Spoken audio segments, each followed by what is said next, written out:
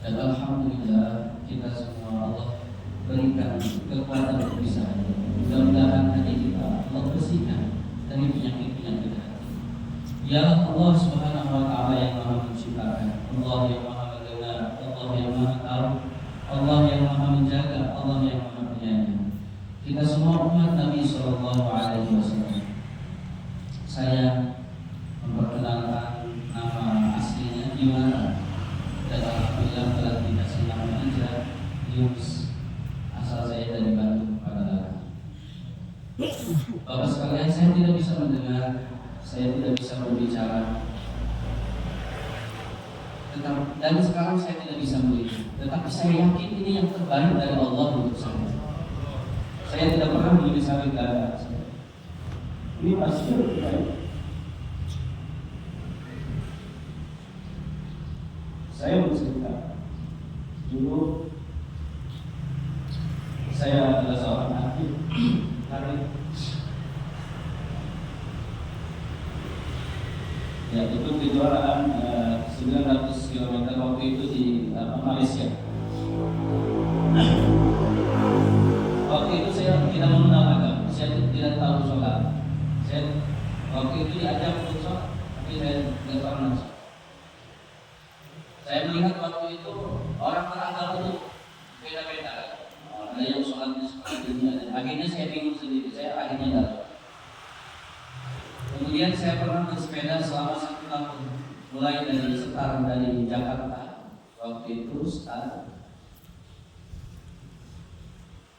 dibuka oleh Menteri Olahraga. Kemudian start dari Jakarta, mulai bersepeda dari mulai Jawa Bali.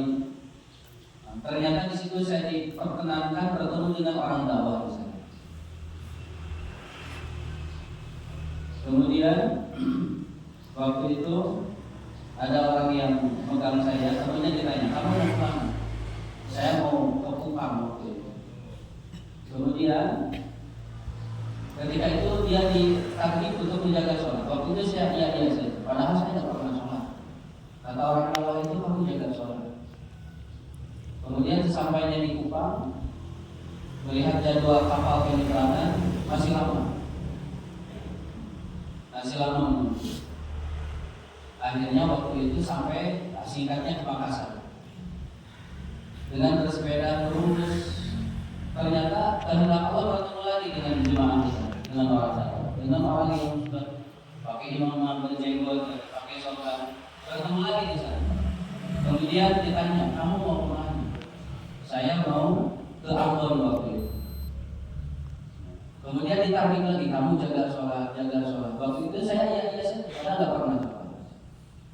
Waktu itu, kemudian jalan lagi sampai ke Ambon, Papua, sampai Kalimantan. Di Kalimantan di kapal ketemu lagi dengan orang dakwah. Ada yang ngomong saya, kamu katanya ke masjid.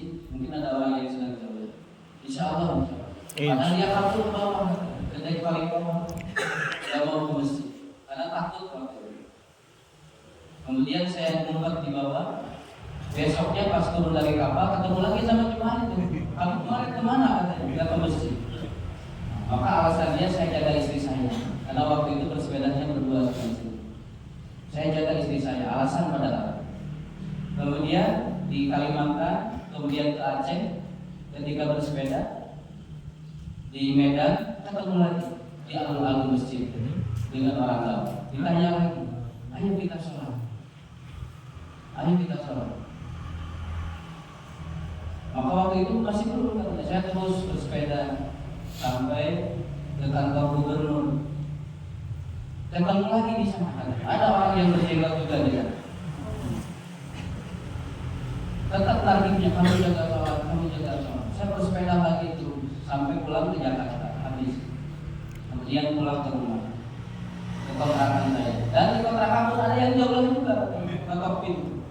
Saya lihat kok ini sama katanya, orang dakwah sama. Berjenggot lagi, diajak lagi. Saya maaf tuh dalam apa? Kamu ke masjid aja katanya. Dikasih makan dia.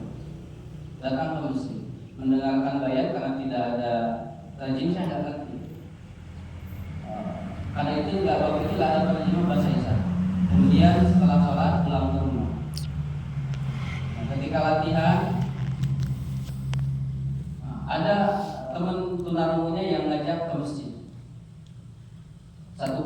ditargi 2 kali, 3 kali, akhirnya dia mau ikut. Datanglah waktu itu ke markas, dan dia lihat orang markas itu senyum-senyum, katanya ketemu saya. Diajarkan dia berwudu, kemudian bertemulah dengan penerjemah dan berkenalan di sana. Maka ditanyakan ini tempat apa? Maka diajarkan oleh penerjemah ini untuk belajar perjuangan atau sunnah-sunnah Nabi SAW. Kemudian sholat sholat dia ini paling depan, maka dikasih tahu untuk tunarungu di belakang tempat majelis. Akhirnya ke belakang, kemudian mendengarkan bayan. Dalam bayan itu diterjemahkan oleh penerjemah bahasa isyarat, barang siapa yang meninggalkan sholat 1 waktu saja, maka siksaannya 1 buku atau 80 tahun. Maka dia berpikir, saya tidak pernah sholat, bagaimana nanti di akhirat itu? Neraka seperti 80 tahun gitu. Nangis dia. Waktu itu saya menangis, saya merasa banyak dosa karena sudah banyak meninggalkan sholat. Bahkan orang-orang datang ke tempat saya. Akhirnya setelah beberapa kali ke markas, akhirnya ikut 3 hari, belajar 3 hari, sampai 6 kali 3 hari. Kemudian dia ikut 40 hari pertama.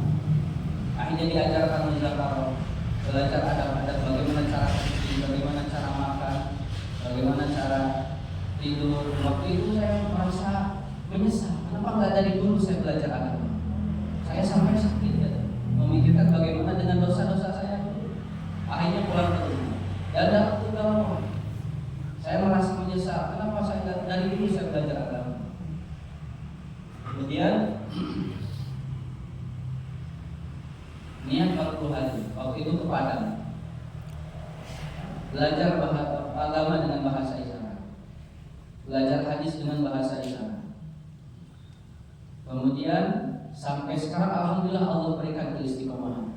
Saya tidak akan pernah berhenti, saya akan terus berdakwah karena Allah Subhanahu wa taala. Sampai terus.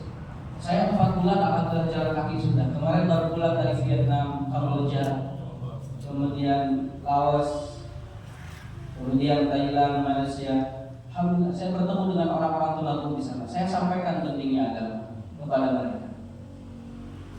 Karena hari ini banyak orang-orang tunarungu yang belum mengenal agama. Tetapi yang jadi masalah tidak ada penerjemah, tidak ada tarjim. Ini bagaimana mereka tidak bisa mengenal agama? Siapa yang akan mengajarkan mereka? Di Laos pun sama. Banyak tunarungu, ada 3 masjid di sana. Cuma 3 masjid dalam satu negara.